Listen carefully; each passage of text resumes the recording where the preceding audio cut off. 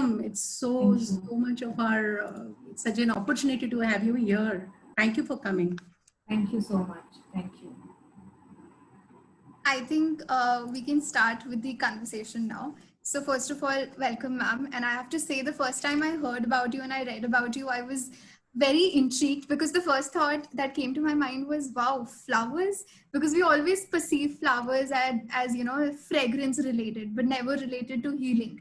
And I have never been someone who's been into spiritual healing or aromatherapy of any sort. So it was very intriguing for me. So before we dive into your books and your writing, could you tell us a bit about how you got interested in learning about flowers, healing, gratitude, and beyond, all of it? My journey with flowers started when I was very young. And actually my mother, who's also here in the show, Ruby Biswas. So she has always loved flowers, and she would place, fresh flowers in our homes. And my grandmothers from both sides, they also loved flowers a lot. So one of my species or buas is named Jui, and my Masi is named Joba. So again, it comes from both the sides of the family, love for flowers. And in my entire experience, I have come across just one person who does not like flowers. And so that's I think it's just a aberration. But there is, I don't think there are too many people who would hate flowers. Flowers are something that, you automatically get drawn to. And of course, as I said, that my home environment was such that flowers was a very, pertinent part of our lives. And since my mother is a makeup artist, I have also seen, while growing up, I've seen her, transform people's look with makeup, and the final touch would be the flower that she would put on the hair of the bride. So that always mesmerized me. Plus, mummy would wear a lot of, and she continues to wear a lot of fragrances. So does my father. So that entire aura which was there in my house of fragrance and flowers, that built my, my love interest with flowers. However, once, like I was in college and university, and there were other things to take care of living in the campus. So there slowly somewhere the flowers lost its charm. I mean, in the sense that I didn't notice them so much. However, JNU is such a campus where in November and in February, it blooms. So while staying there, it was all, I was almost in the middle of the in nature, and could imagine I could actually feel the 6 seasons, which I had only till then read about in Tagore's poetry. So that also had an influence in me, and getting used to flowers as a therapeutic module as well happened around somewhere in 2010 2011, where I was introduced by a family friend to Bach flower remedy. I was going through a very stressful phase at work, and also not keeping too well. So when she said, and I had this chronic cold which recurred every month, and every month I was taking antibiotics. So when auntie, like she introduced me to Bach flower therapy, slowly I saw a change in myself, and my emotions started settling down. And that's how I realized that, and that's how I actually asked her that what is it that she was giving me. And she said these are flower essences. So that got my interest there, and then after that I went to UK and I studied Bach flower remedy from Ainsworth. And then I came back and I studied aromatherapy from Dr. Ravi Ratan. And in all of this, my focus or my leanings were always towards flowers and how they can heal your life. So that's in very short what my journey has been with flowers. Beautiful, I must say. I mentioned your professional journey. I mean, you've been connected with Harper's Bazaar, Good Housekeeping, Sephora. I mean, you've done so much professionally. So where and how did your journey gravitate towards writing? That again happened since childhood, and if you're in Calcutta, there are a few things that you will grow up with. One will you will learn some dance, painting, or singing. you will have you will know how to put across your points. Debating, these are the things that you will want to do. And writing and literature is a very important part of our lives. So since childhood, I would send short stories to Telegraph Sunday edition. I'm forgetting what it was called, but Anjum Katiyal, she was the editor of that Sunday edition, and often there would be stories that you could write and send. And so that bit always was there, and I had an imaginative mind and tried to explore different things. So that was there. Plus, somewhere my father believed that I would be a good writer at some point of time. And he had written that to me in a letter, which was very sentimental. And it was about, say, 15, 16 years ago, where he wanted to share with me some life lessons. And there he had mentioned that he believed that one day I would be a successful author. And incidentally, I found this note just 2 days before my book Foolproof released. So then, so I would say that my father kind of foresaw, or you had foreseen that I would be in this career. That's so nice to know. Fathers are fathers after all. So your book Foolproof deals with a lot of different things, including even recipes. Please tell us about your book and why you initially decided to write around these topics. So the initial interest was, of course, to write, short stories or fiction, and I was dabbling in some of them, and 3 have finally come out in an anthology. But if you are going to look at what works and what sells, is non-fiction. And because my background has been in beauty, I was approached by the Penguin, and when we discussed the topics, I was suggested that write something on beauty. And what is it that like, and then maybe we can look at fiction later. So they guided me to look at non-fiction. And then they wanted specifically on beauty. However, beauty is now such a well-researched topic that there is a book on perhaps every aspect of beauty, and you can see some of them at my bookshelf as well. So what I wanted to do is that what can I do, bring to my book, with my book, what can I take to the audience or the readers, which will be different from what other people have said so far. And that's where I thought of writing how Bach flower remedy helps in health, grooming and beauty purposes as well. With that, people, when we went back and forth with my editor, Gurleen, we kept discussing it. So she said that, okay, let's explore Bach flower remedy. Then we felt that why are we talking only of flower remedy there, which is very UK centric, and India has such a vast, flora and fauna, and flowers are such a big part of Indian culture. Then why not talk about Indian flowers and their usage?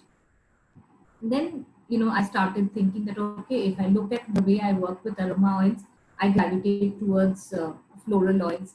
Then the chakra therapy that I help people with, that's also, the symbol is lotus. So there is again flower work there. Then the flower adornments, whether in terms of jewelry or prints in your clothes, again there is flower there. And the other love that I have is cooking. So when cooking met flowers, the combination was brilliant. So that's how the book happened in conversations over a period of time, till we finally came to this point that it is going to be a book on Indian flowers and their traditions, usage, and benefits. Lovely.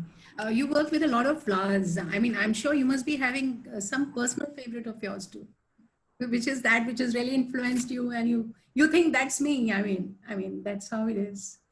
So there are 2. You identify I gravitate. I mean, it depends where. So mainly in summers, I move towards jasmine, or which we call bale or jui in Bengali.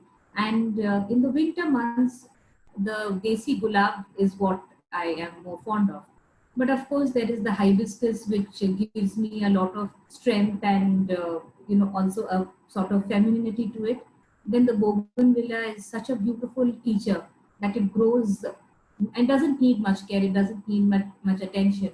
But the way it blooms, it calls for attention. So there are different flowers that I like for different reasons, but Jasmine and Desi Gulab are my favorite. Jasmine is my personal favorite too. I will be really glad, and I've got a lot of people asking me that, and this should be a request, a general request. If you could really read out perhaps your favorite experiment from the book, maybe a little brief one, but we would like you to read. Okay, so let me. Okay, I'll read out a portion about my experience with this with Poison from Dior, and I call that section "Finding My Poison." Dior's Poison was my first encounter with the world of luxury.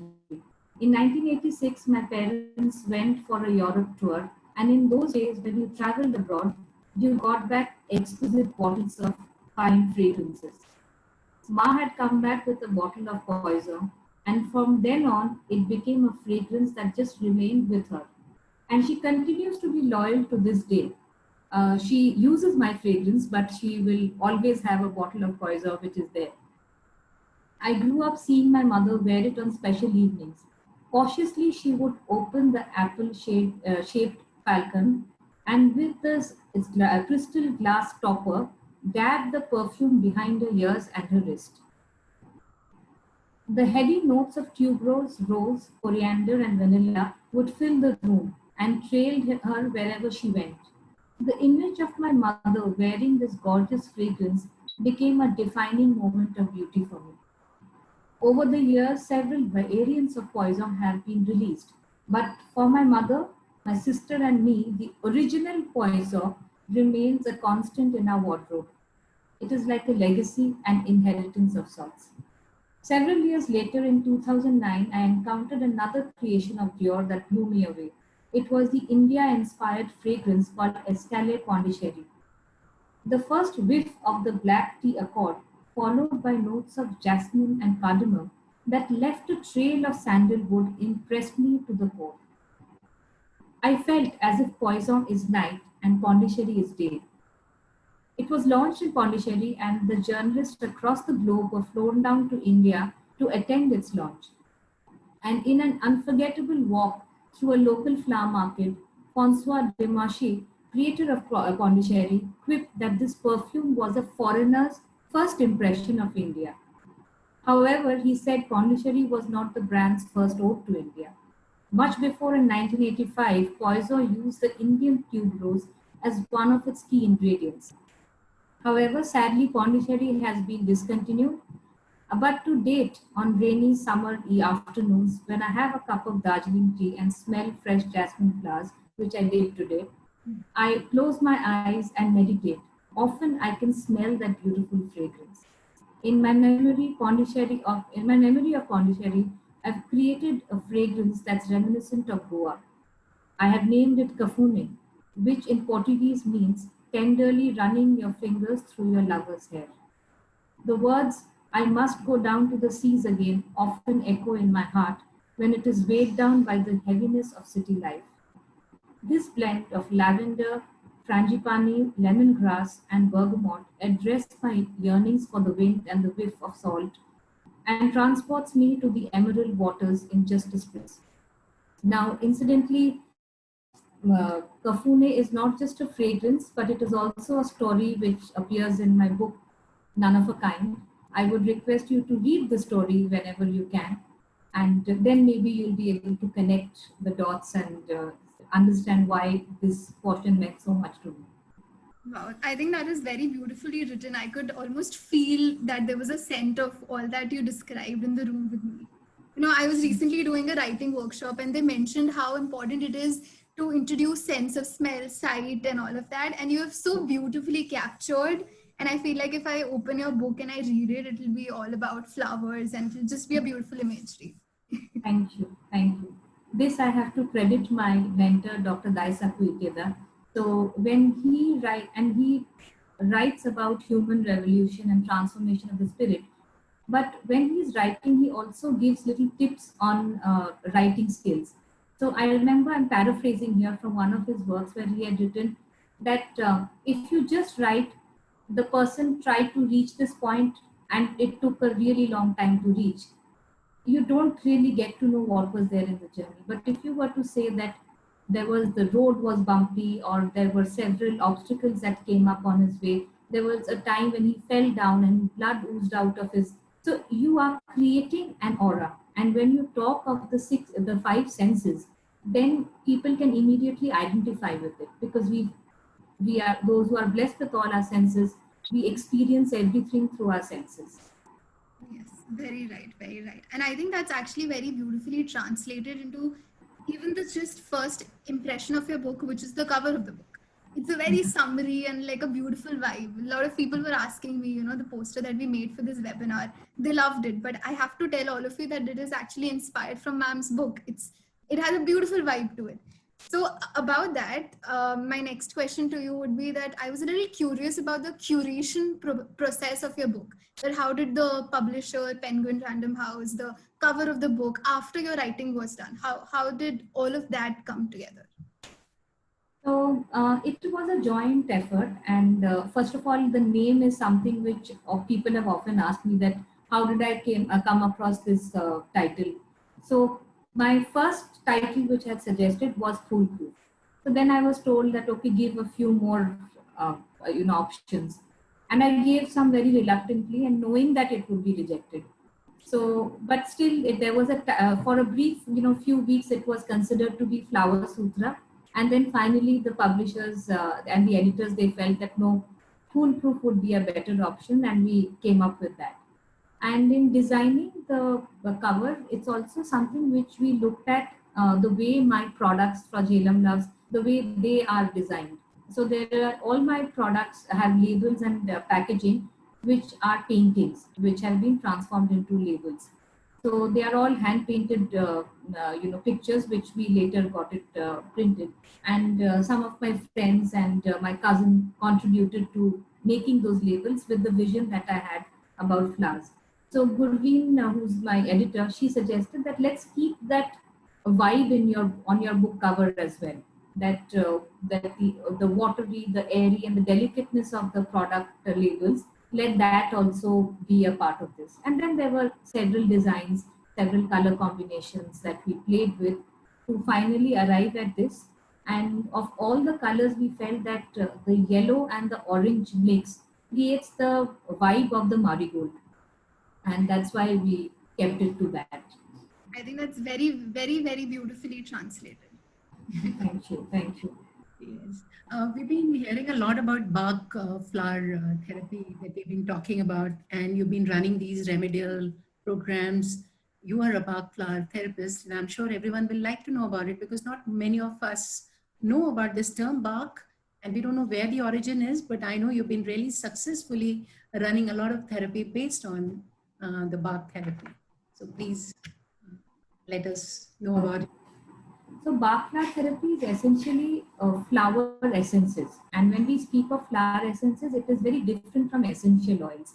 So essential oils are extracts from different parts of the plant, and they are strong, and they are quite volatile, and they even have the power to seep into our skin, and they can sometimes even burn us. So essential oils, you need to work with them very carefully. Whereas essences or flower essences are the most subtle and the most delicate healing agents that you can come across. Because what happens is that flowers are soaked in water, and that water is believed to have been energized with the flower's energy. Then those flowers are thrown out, and that water is then preserved in bottles with brandy. That's how the traditional, that's how the Bach flower remedies were made. However, this, as you can say, you see the little description that I've given to you about what flower essences are. It's not something that's uncommon in India. We have a puja, we have Shanti Jal. You walk into a dargah, you will be sprinkled with rose water. You go to the church, again, there will be flower water that's sprinkled to you. Earlier more so earlier times when you would walk into a wedding venue, again, you would be welcomed with flower water. So these are traditions which are there around us. It's just that we've forgotten to see the magic in them. And if we really trace back, and I was helped by this by Dr. Ikshita Chatterjee, she's an Ayurvedic doctor, and she told me about this book which is called Arth Prakash, and it is a record of a commentary between Ravan and Mandodari. So Ravan was actually the first person to have developed arcs or flower waters. So that's the tradition of flower essences that we have in India. However, with time, people kind of forgot the healing powers of flowers, and it just became a ritualistic thing to sprinkle fragrant water in your house. In the 1930s, Dr. Edward Bach in UK, he went back again to flowers and he believed that each flower has a personality, and when you have that water energized by that particular flower, you can balance your emotions and bring it to a resonance, to a high life state. So in his lifetime, he discovered 38 flower remedies plus one mixture of 5 remedies called rescue remedy. And so his concept was that every emotion, every ailment has an emotional root.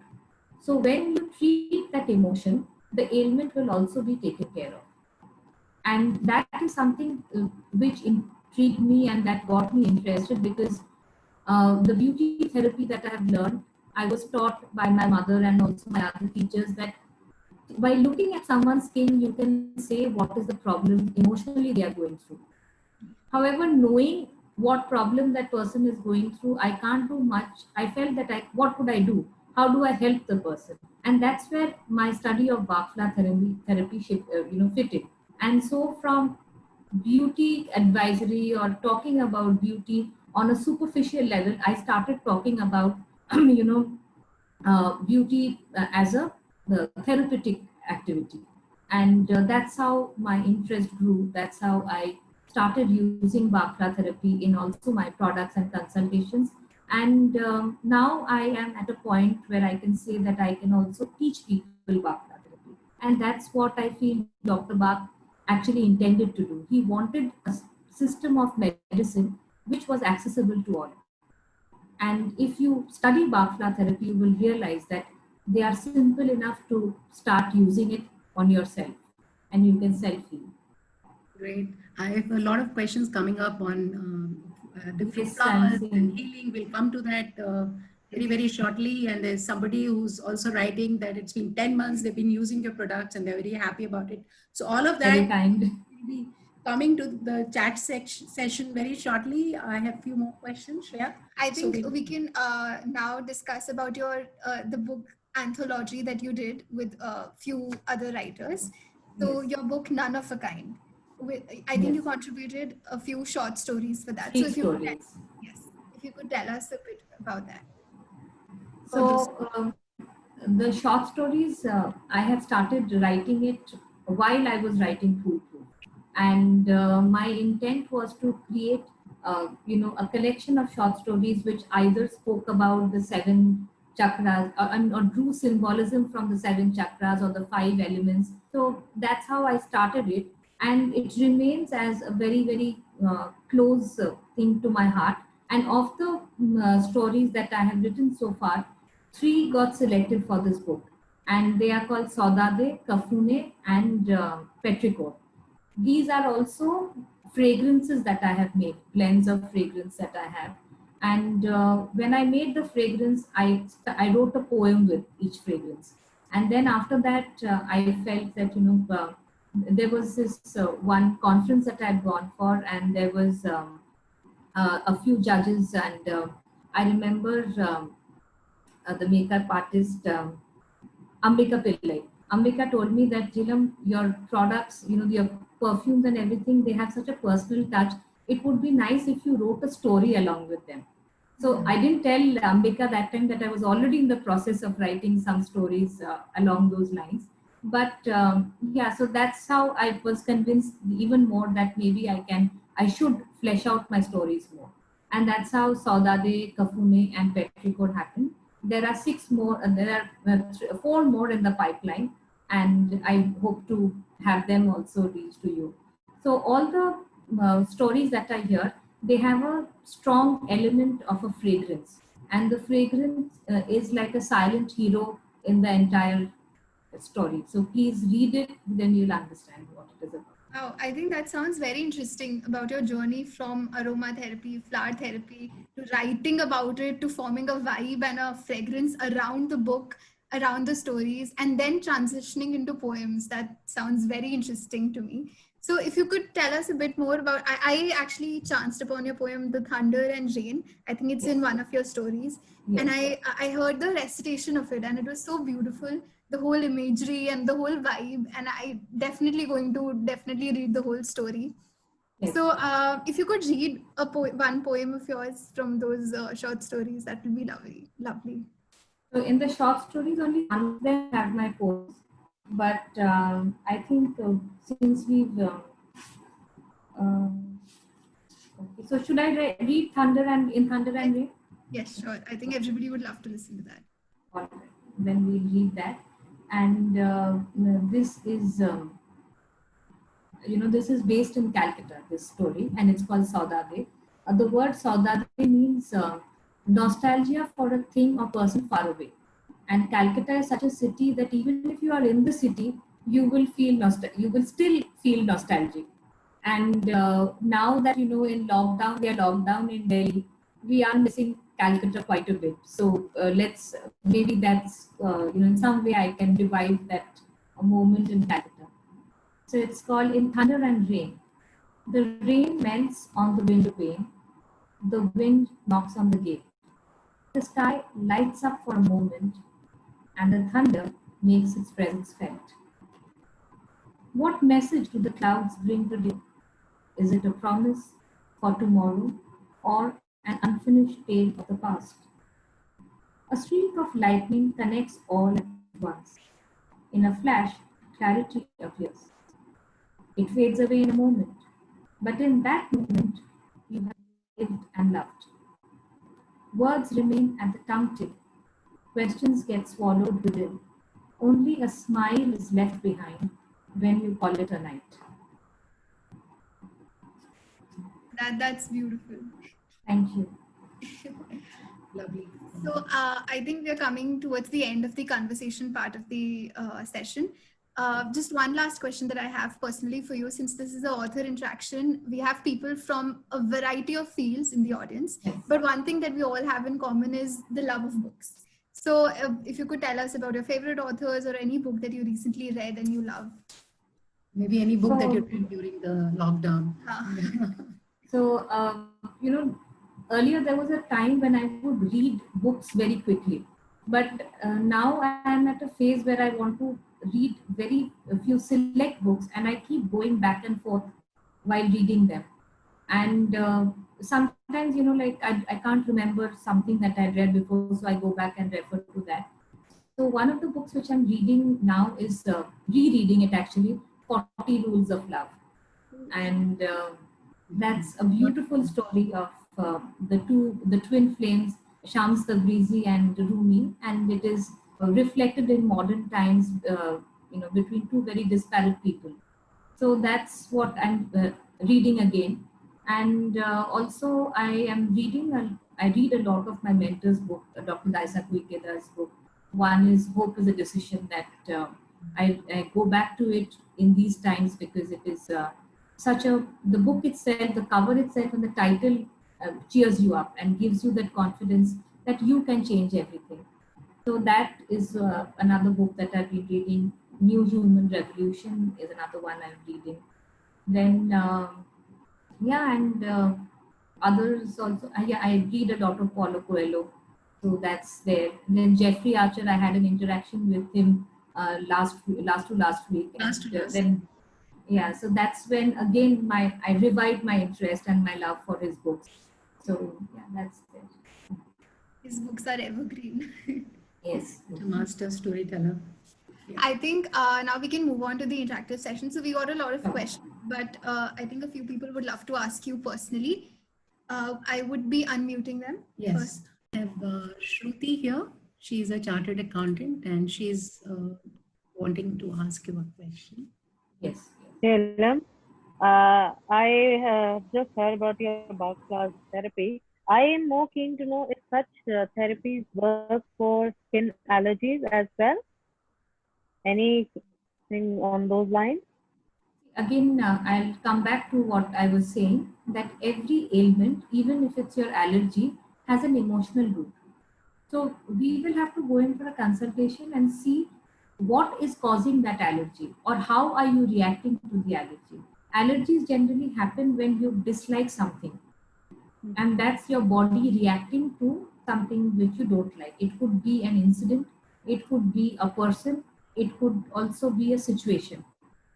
So which is making you you're repulsive towards that.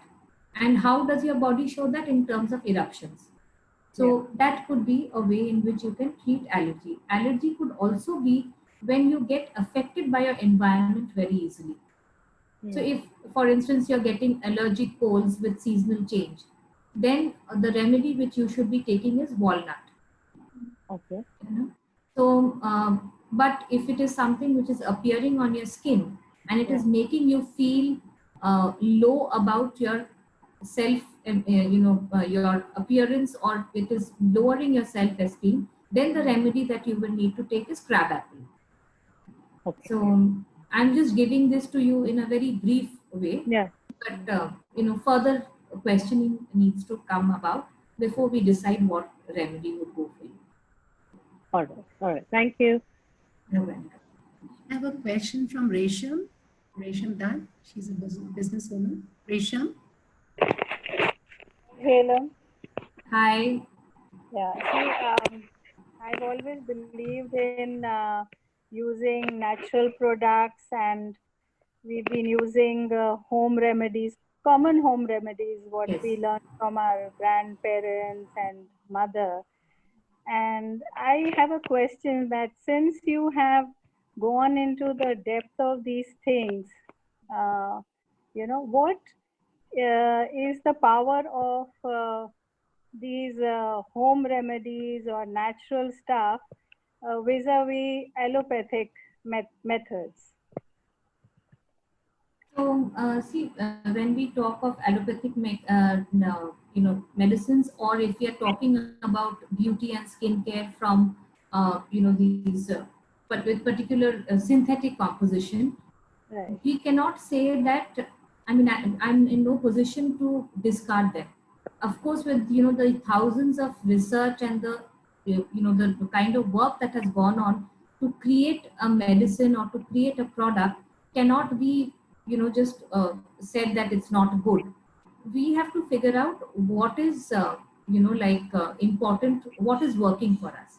So even if you are using, say, if you are using homemade products, or we are using so-called completely natural products, they may still cause problem, because sometimes you need to use a synthetic agent to stabilize the product. So just because it is a home remedy, or what we call herbal remedy or natural remedy, doesn't mean that it will be good for our skin. We have to understand the workings of what it, and also the science behind it, and then make an informed choice. So to give you a very simple example, sunscreen is a physical thing. It's not a skin care product. It is a skin protective product. So I cannot say that just applying like a sesame oil is going to protect you from the sun, the harmful rays of the sun. What you need is a physical layer which is going to protect you from the sun, and sunscreen has that physical layer. You may not see any change happening from applying sunscreen, because sunscreen's job is not to reverse your aging or reverse your skin condition. It is to protect your skin condition from further damage. So in that case, if you are going to be using a proper synthetic sunscreen, it will be a better option than using a natural sunscreen that comes from a natural brand. And I'm saying this because I do have a brand which is based on flower energies and these floral essential oils, as well as our bark flower remedies. Now, bark flower remedies also, they are of course flower waters, but they are preserved in alcohol. So you can't say that it's 100% natural. It isn't.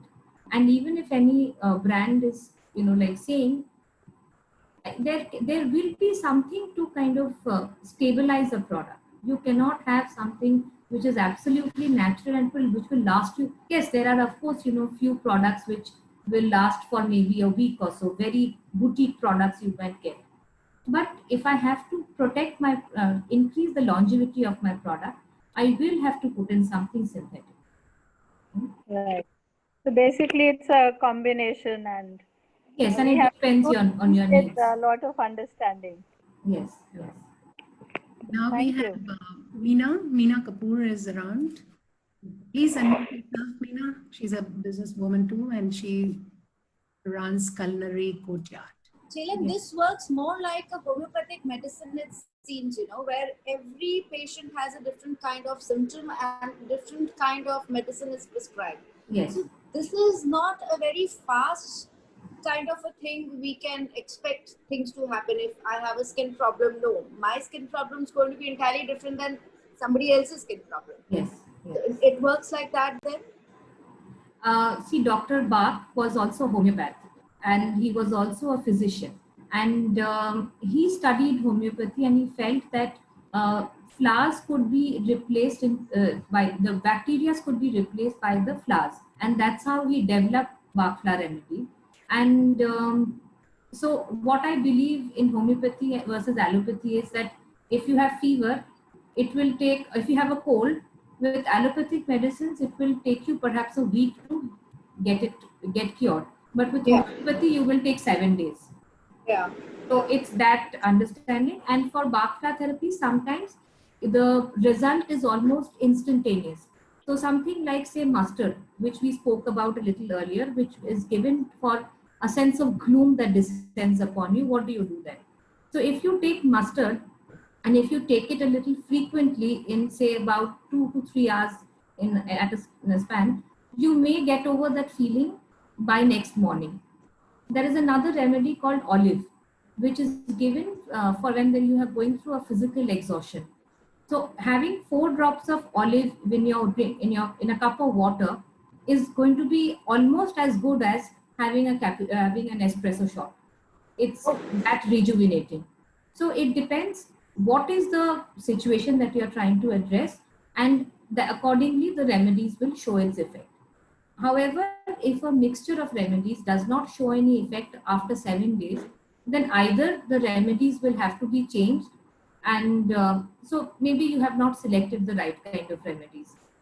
So that is there. But when it starts working, within 7 to 10 days, you'll start seeing a difference. However, some of us, we may not see that difference ourselves, but people around us can observe it. So be mindful of the way in which people are speaking to you. And also being mindful of yourself when you're having these remedies makes a better, connection with them. So suppose you are taking 1 dose of, a remedy at night and you drink it, then go in for a little bit of a meditation. Don't need to do something too difficult. Just 5 minutes of breathing in and out and observing your mind, body and soul. Just do that, and you will be able to understand that what are you feeling. Sometimes you can feel a rush of emotions, sometimes you can just some picture flashes by, or a color comes to your mind, or it could be a face of a person that comes to your mind. So when you see that, it's also important to keep journaling your experience with the remedies. And why this helps is that maybe after say 2 weeks, you can come back to your entry and see what had you written that day and where are you now. So that's the way in which it can work. So there is no reason why it should take a long time. It can work immediately as well. One little question, a small question. Sure. Now, what flowers would you suggest to put for a green tea or edible, or what flowers do you suggest? With green tea?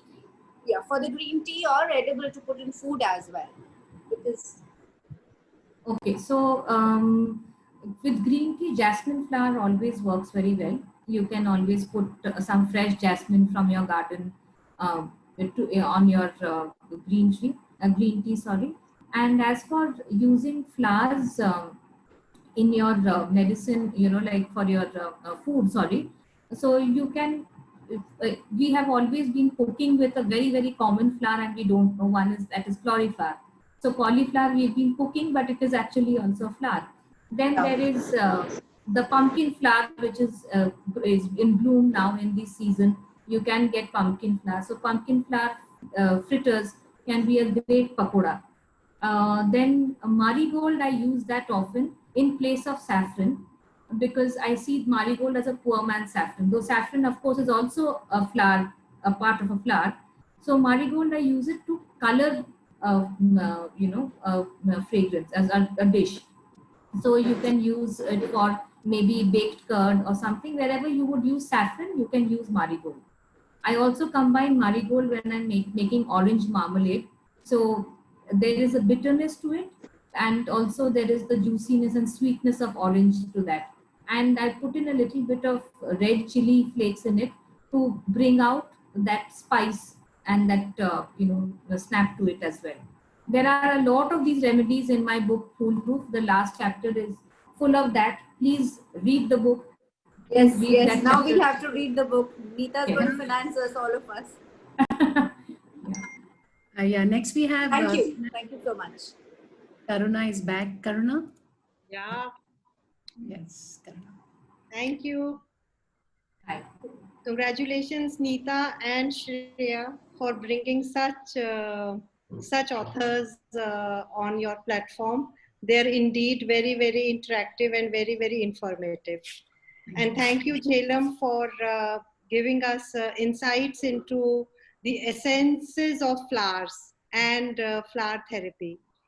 My question is, how flower therapy would help in healing the chakras and finally the total well-being and total mindfulness of a person? Very nice. So this is it's a complete course by itself, that how chakras can be healed with flowers. So that, and it's a vast topic. So I can't talk to you entirely about it, but just to give you a flavor of how flowers can work. So the way I choose flowers to work with the chakras is depending on the color of the flower and the color of the chakra. That is the easiest way to kind of marry the two. So you mean to say that since every chakra has a color, so Yes. you mean to say you complement the color of the flower with the color of the chakra? Yes, when I'm doing chakra healing and when I'm also meditating, with the flower, I choose it in that way. So to give you an example, I identify the hibiscus, and especially the red hibiscus, with the root chakra. And hibiscus, why I choose it is because there is a sense of balance in that flower. It looks very vibrant and strong, but it is actually very delicate and fragile. Even just a drop of water on a hibiscus petal can decay it. So that is a flower which I generally use for when I'm working on my root chakra especially.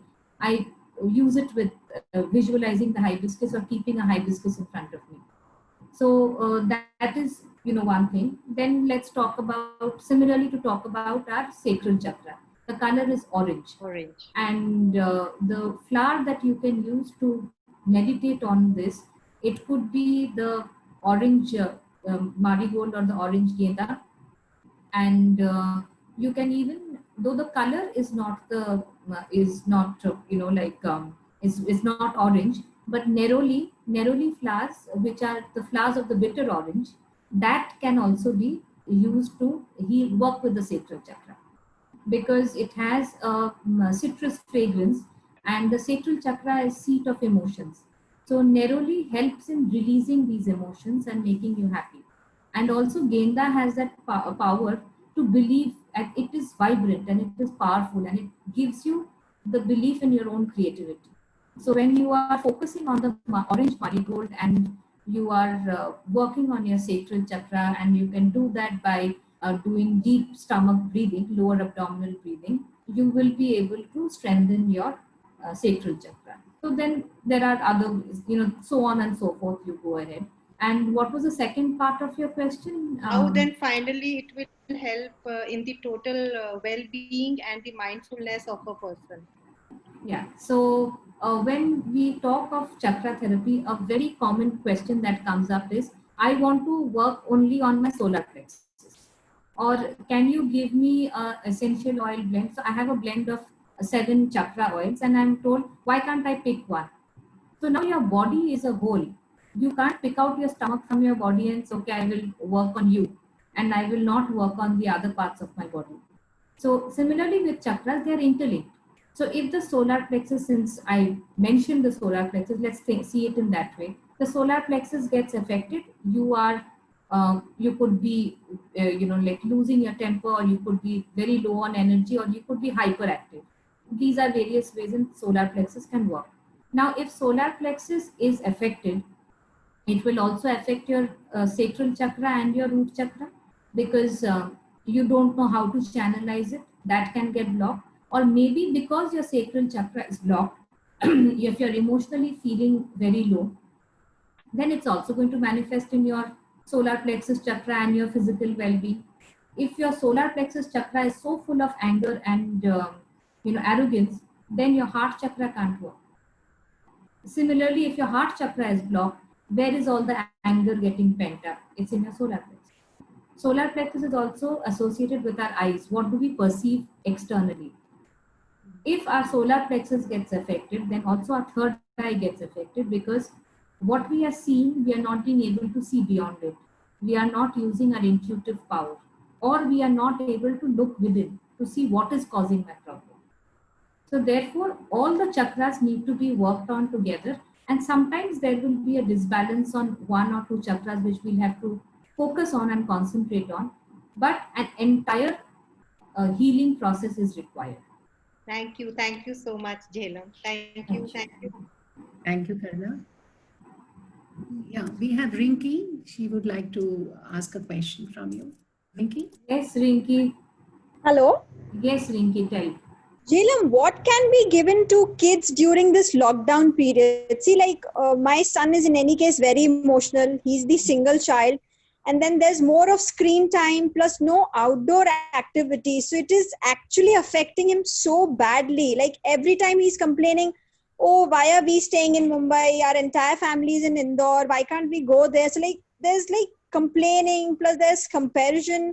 So what best can be done through backflower remedies, especially the single child? So I at times get stressed, what needs to be done? So first you need to control your stress. Yeah.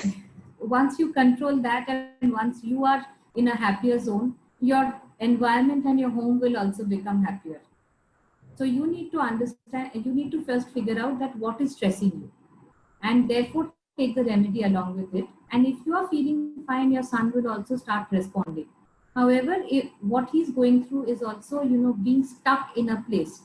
Yes. And not being able to move out, and he's therefore also getting agitated. And is he throwing tantrums? No, not much, but yeah, he has become there's a lot of complaining, and then there's a lot of comparison, which was not there earlier. He's a very well-behaved boy. Yeah. So you have been very lucky that he's been well-behaved so far, and now you can. Yes, I am. So please give him willow. Willow will make him feel, this feeling of being sorry about himself all the time, that I am being shortchanged, that will go away from him. Yes. And the other remedy that he can take is sweet chestnut. Sweet chestnut is given when a person feels stuck and not being able to move. And it's been a long drawn process and the person is getting meltdowns. So give him sweet chestnut and willow. He should be feeling good. Okay. Thanks.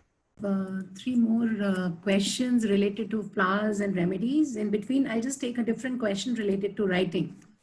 I'll request Diya to ask a question. Yeah, so I read a lot, and maybe I would like to write a book one day.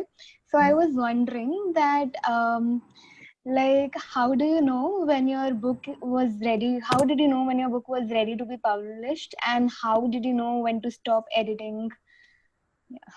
Okay, so if you are looking at thinking of writing a book, then don't use the word maybe. Say that you will. Yeah, so that is going to be the first step towards getting your book published. And as I explained that I did have, or I was given a few suggestions to write my first book. And then we discussed, you have to be open to listening to your editor. What feedback is she giving you? Do your own research. Extensive research needs to be done no matter what format you're writing in. Whether you're writing a drama or a short story or a novel or poems or a non-fiction or a biography, everything has to be well researched. When you are confident about the topic that you want to talk about, then your writing shows it, it flows out of you. And that's why it's very important to study and read as much as possible. So, always when the word read comes to your mind, replace it with the word study. That is going to help you give that importance to the book or the subject that you're reading or studying. Great. Very nice. Priyanka, can you unmute yourself? Yeah. First of all, a very big thank you to again Neeta for always creating such a beautiful rendezvous where we get connected to such, learned authors, and we happen to learn a lot. And now, since my question was related to your book and how you got connected, but then, somewhere down the line, I was reading your love for perfumes. Am I right on that? Yes, absolutely. So, you very beautifully, Jhelum ji, first of all, your name is really beautiful because the 3 words in your name speaks volumes of your personality, your persona. Thank you. Yeah. And my question is, like you said, perfumes are an expression of your personality. They have to be understood and respected because I'm a lover of perfumes. So I would like you to just highlight a little on this perfume section as well. How did you get connected to perfumes? Okay. Yeah. So as I said, my first encounter with perfumes and the art of wearing fragrances is from my mother.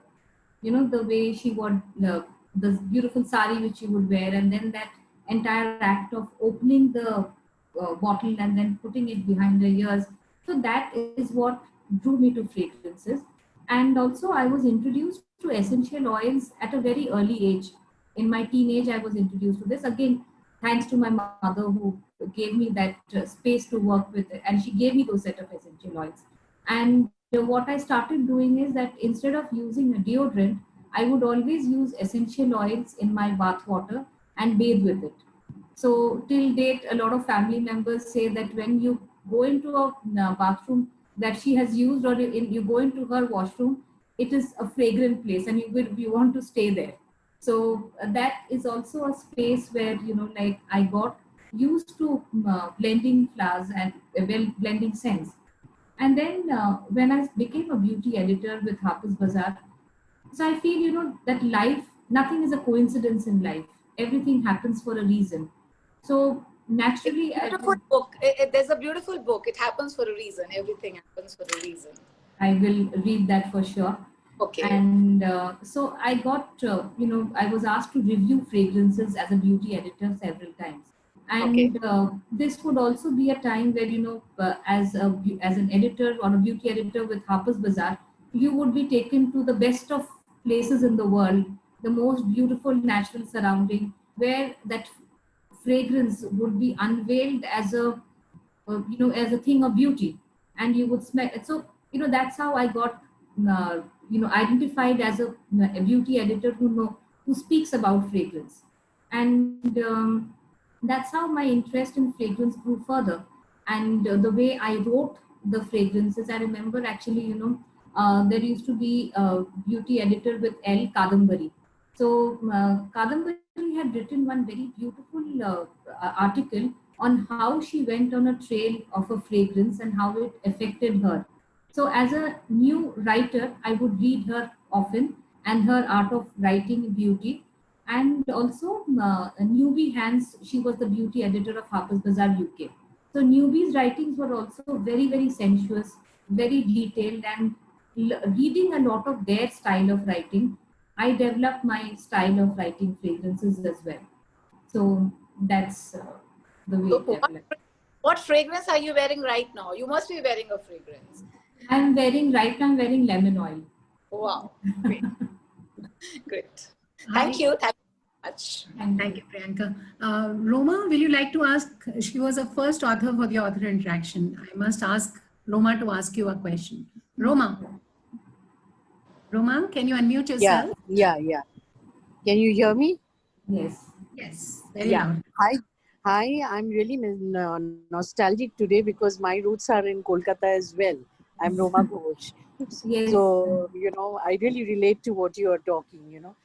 Jilam, I do a lot of cookery shoots for magazines.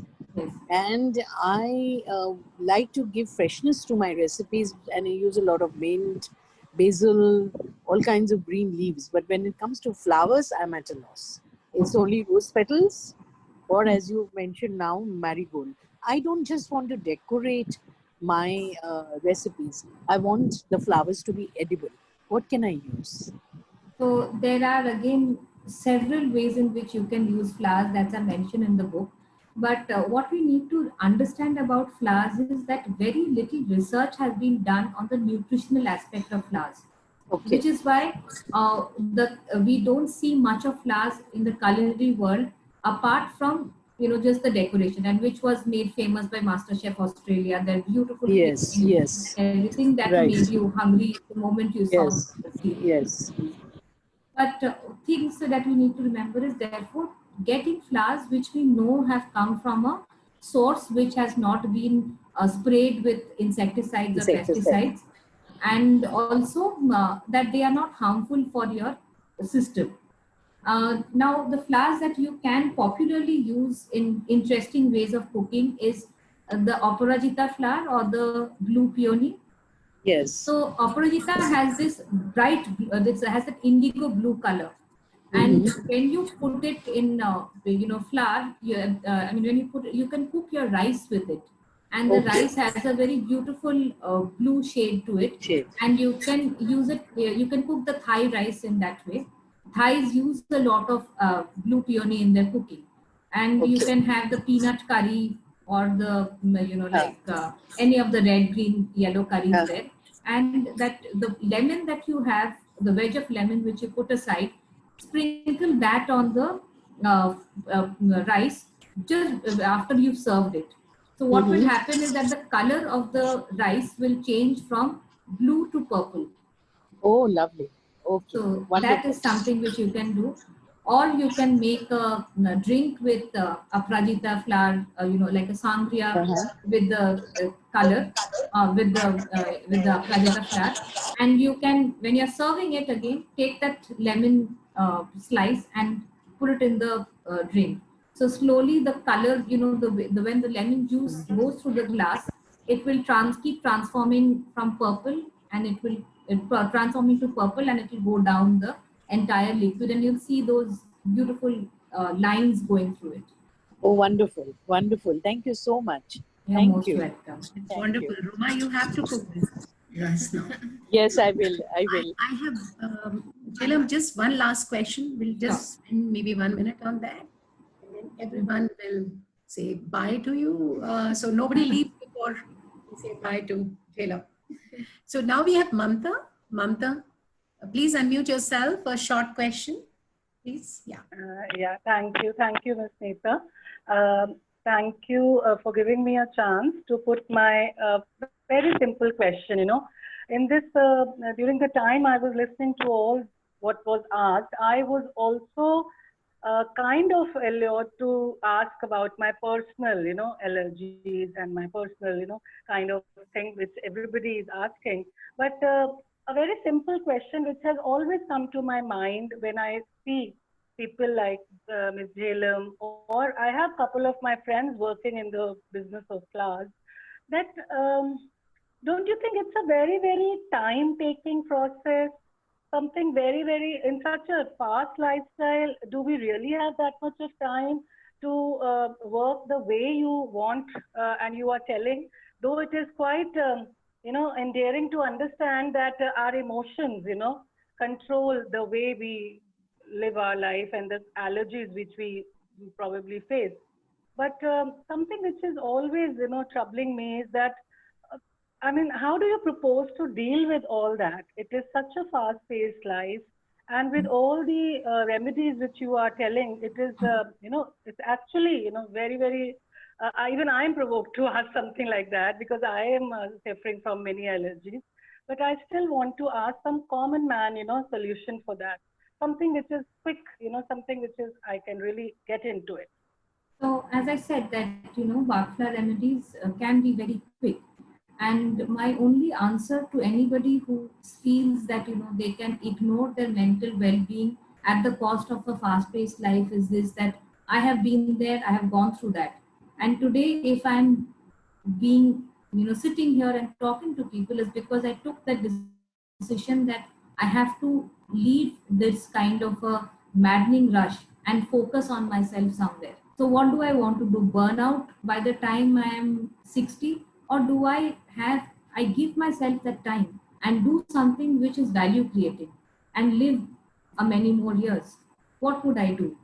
And what would I want to live? This life that even the moment that I'm going through, do I want to rush through it or do I want to savor it?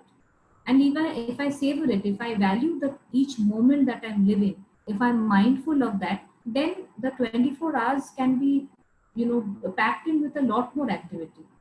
It is in our mind how we see the 24 hours. Thank you. Thank you for this. And I am so sure that I'm going to catch up with the book which you've written, because it's actually going to be a very, very fruitful reading. Thank you so much. Thank you. Thank you so much. That was the end of our interactive round. And I think we had a beautiful conversation. We moved from talking about writing, books, to flower therapy, to all of the lovely suggestions that you have given all the audience members. Thank you so much. So I would like to thank everybody for joining in today. And Trends and Wandering Off, we keep doing such literature events, so you can check out our Instagram page and our Facebook page. So all of that keeps happening. But most of all, I would like to thank ma'am.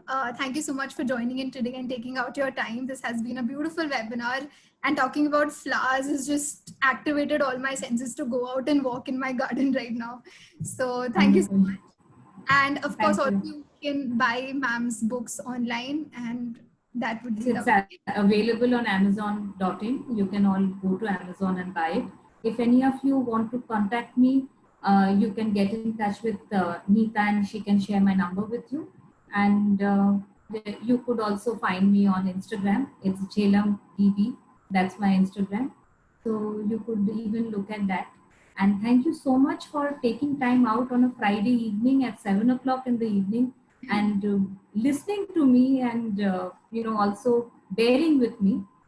Thank you very much. It is very heartening. Thank you so much. Thank you, Jhelam. It was a personal pleasure. And I'm sure all of us need to know about your book more. And we are going to just order and read about it. And even the second book, I'm most eager to read those short stories. Yes. That is really... and the poems. And the poems, everything. So thank you so much. Thank you so much. Thank you so much, everyone, for coming. Thank you, Jhelam. Thank you. Bye-bye. Bye-bye. Thank you. Bye.